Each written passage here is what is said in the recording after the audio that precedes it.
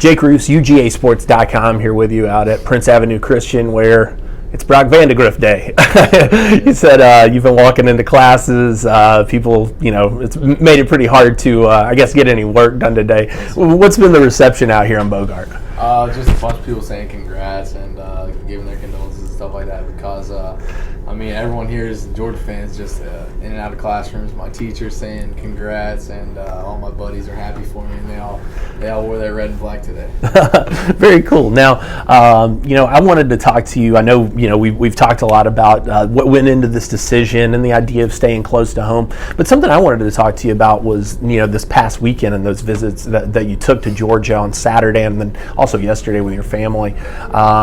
Particularly, I wanted to talk to you about the change in offensive coordinator with Coach Monken and just kind of the impressions you got from him, the time you were able to spend with him.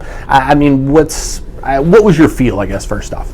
On Saturday for the junior day, it was nice to meet him, just get some small talk in. We talked about getting to know his family and what his past had been like and just some smaller things. And then when we went on Monday, it was more the football aspect of it, and we sat down and we watched the PowerPoint of all the throws that I had made with some of the throws of the past guys he had coached, and we did some board work, and I'm ready to just learn from him because he's coming from the NFL, which is a different viewpoint of the game for sure, and then we're both going to be learning together in this college offense. Yeah, and you mentioned coming from the NFL. The guy's had a very storied career to this point, and as you mentioned, has coached a lot of great ones. Brandon Weeden is a guy who stands out certainly.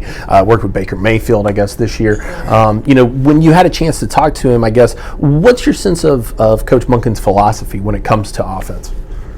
He's going to do the pro style, but he's always going to want to pass more is what he said, just because in the SEC you're going to be able to have to run the ball to be successful, that's for sure. And just he said that he's going to bring the RPO to Georgia, make sure we're doing that stuff, and just utilize the talents of our players, of our receivers, of me, and of our other quarterbacks. Just whatever we can do to be successful is what he's going to try to do. Well, and you mentioned too, from the personal aspect, getting to spend some time with him on Saturday, getting to introduce yourself to him, and getting to know his family a little bit. Pretty quick turnaround for him. He was just in Cleveland, and now he's down here. On the personal side of things, what's he like? Is he a straight business guy? Is he cut up a little bit? What's the personality you get from Coach? He's just another guy, I believe. I'm ready to spend four more years with him, that's for sure, because I wouldn't have committed if I didn't like the guy. But we see through the same lens almost. He's just I wouldn't say he's business, but he throws in some jokes here and there. But whenever we sat down, there wasn't much joking. It was like, this is the point I'm trying to get across. Do you understand this? And stuff like that. So it was good. He's a great teacher, which is good for me because I'm going to try to learn a lot when I'm at Georgia, just because if you're able to understand the game and you're able to play fast and not make any silly mistakes while you're out there on the field. Was there anything that, watching your film with him that, he pointed to and said, yeah, I like what I'm seeing here? Or were there also some things that he said, hey, we got to work on this a little bit? Yeah, there was plenty of both. And just when he pulled up my past film from Georgia, there were some things I was throwing there this summer, and he was like, we can work on this, we can work on that. And then when he saw my film, he was like, I could see you've been working on this. He's like, because this looks better. And just he doesn't want me taking much hits in college because I'm not going to be able to sustain a bunch of hits from a bunch of SEC DNs and stuff like that as I am able to do in high school, just outrun some of those guys. And just he liked my arm angle, ability to change arm angle when needed, and ability to get out of the pocket and extend the plays if needed. Now, my sense in reading, and watching the videos that you've done with Chad Simmons and the things that you've done with him, you kind of knew that this was going to be your decision for a little bit now. Georgia only just made that change over to Coach Monken. Did that give you any pause when they switched up, or did you kind of know that was coming? I had known it was coming about a week or two in advance, and I did my research on him and decided, hey, if everything goes well this Saturday and Monday, I'm going to pull the trigger because I'm not a big fan of the recruiting process. I don't answer many texts. I like the face-to-face stuff, and just I was like, if I agree with him personally, if we get along well and we hit it off, I'm just going to go ahead and get it over with because everything he does offensively, you can't disagree with. I mean, he's had success in the last couple places he's been. Sure. And, I know, though, going back into last year, we actually came out here and spoke with you then. And that was after Coach Coley had kind of taken the reins at the offensive coordinator spot. The relationship between you guys, was it a bit of a surprise, I guess, for him to no longer be in that OC spot? I mean, it was a surprise for sure because, but I hadn't really kept in contact with him and Coach Smart much while I was committed to Oklahoma. But so whenever all this stuff came about, we kind of just took it how it was. And I saw him on Saturday, and he was just the same old Coach Coley. I mean, we talked ball, and I was like, Coach, I want to let you know, I was like, I'm a Coach Coley fan. Like, I like what you do, and I hope you're here with me and hope you can develop me as a quarterback. Cool.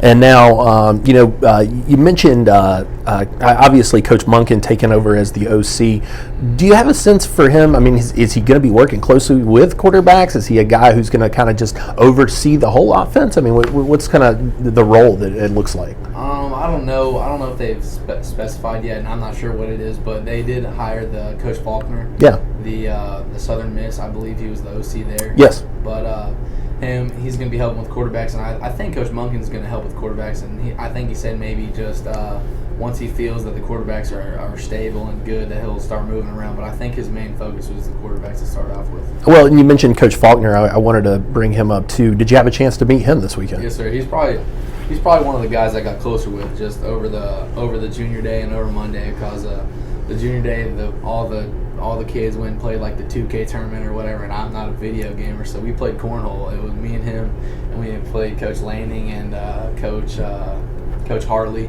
and some of their recruits, and we were 2-0 with that. So we were talking through that, and then we went and got in the massage chairs. Nice.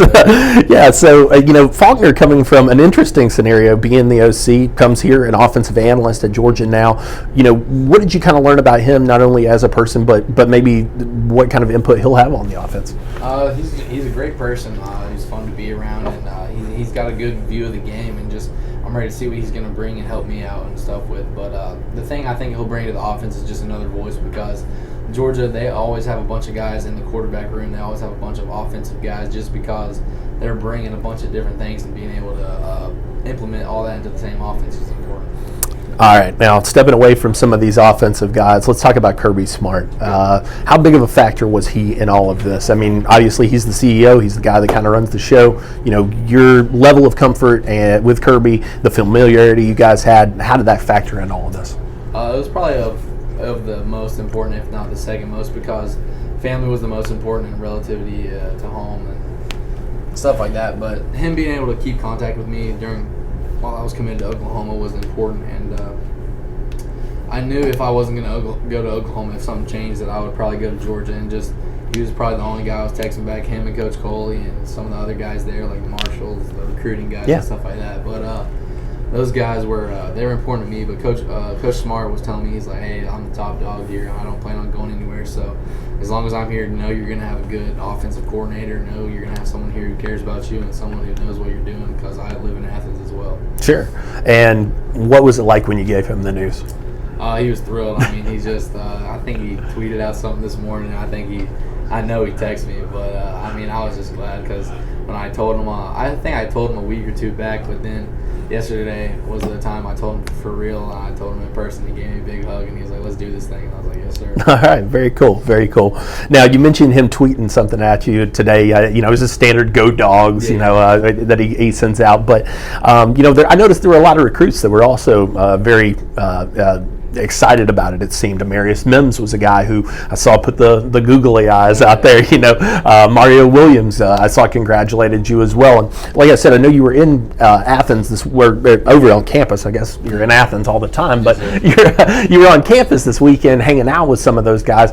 What were those experiences like, especially knowing that you were going to announce a commitment? I mean, did you have some conversations with some of those guys? Yeah, I for sure. I mean, I talked to most of them, but the main thing that I was going to do is wait for Coach Smart to give me some guys that they are really stressing. So I was just talking to guys on Saturday that I'd already been friends with previously, like Amarius and Mario and Bear Carter. I mean, I was talking with those guys, but we just separated from offense to defense. So I really got close with Mims and Mario more than I was because I didn't see Mario. I think that was the first time I met him in person, but we've been talking back and forth on the phones. But with Mims, man, we're close. Just the 5-star challenge last year, we got close. We were actually cornhole partners there, and he's a funny dude, and I would love to have him blogging for me. Him and the Micah Morris guy, but Mario, he's got wheels and he can straight get after. So I would love to throw the ball to him as well. Sure. Well, and I mean, you don't have to tell me if you don't want to, but has Kirby given you some guys? Not yet. No? Okay. But I'm just talking to the guys I know with and I'm comfortable with, and whenever he stresses me that those people that we need to get, I'm gonna get them. All right. We're gonna try to bring in the best. Well, and what's your message? I mean, you're a guy, you've been here a long time in the Athens area. Obviously, you're going to be a hometown kid playing quarterback. What do you say to them? How do you make it, I guess, feel like home to them? Because clearly it's home for you. Mm-hmm. Just Georgia's the place to be because, I mean, they're competing for national championships year in and year out, and Athens is a great location. I mean, it's not too big, it's not too small, not many distractions. And once you're in Georgia and at UGA, I've had friends that have gone there from Prince, and just they say there's nothing like Saturdays in Athens. And man, I cannot wait to be under the lights, and just hopefully I can bring some of those dudes with me. All right. Last thing for you, or last couple here, wrapping up, Brock. How does it feel to be done? I mean, with Oklahoma, most people, like you said, I think most people thought you were done then. You're a guy who you don't sort of relish the process of the recruitment. You wanted to get it done early and be done with it. And so how does it feel now to know, hey, I'm staying home. This is pretty much over. I mean, it feels good. I mean, just the main thing is that I'd prayed about it a lot, and now my heart's at rest for real. Just, there's no more thinking, there's no more wheels turning because it's just over, and I'm glad to be playing 10, 15 minutes from home. Anything you want to say to Georgia fans last off? Let's get a national championship. I think they'll like that. All right, Brock Vandagriff, congratulations on your commitment. Look forward to keeping up with you. We live just down the road 15 minutes, so that's why we're excited to see you play. But thank you so much for your time today. Yes, sir. Thank you.